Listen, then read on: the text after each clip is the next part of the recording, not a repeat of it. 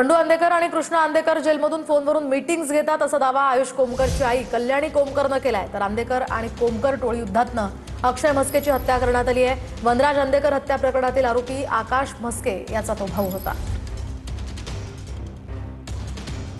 काही दिवसापूर्वी 2 दिवसापूर्वीच अक्षय म्हस्केवरती खुनी हल्ला झाला। या सर्व घटनांकडे तुम्ही कसं बघताय? हे चुकीचं आहे ना। असं लहान लहान पोरांना मारून काय होणार आहे? आणि मूळ म्हणजे त्यांच्या घरातल्यांना यांनी टार्गेट करायलाच नकोय। ज्यांनी मारलं त्यांना तुम्ही मारा, ते यायची वाट बघा।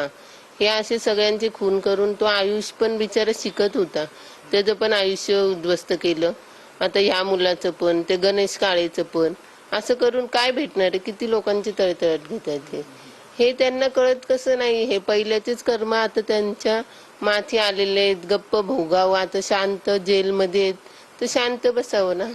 प्रशासनाने योग्य ती पावले उचलून आता हे कुठेतरी थांबलं पाहिजे अशी प्रतिक्रिया कल्याणी कोमकर यांच्याकडून आपल्याला ऐकताना पाहायला मिळत आहे। कॅमेरामॅन विकी चव्हाण सोबत लक्ष्मण जाधव, टीव्ही 9 मराठी, पुणे।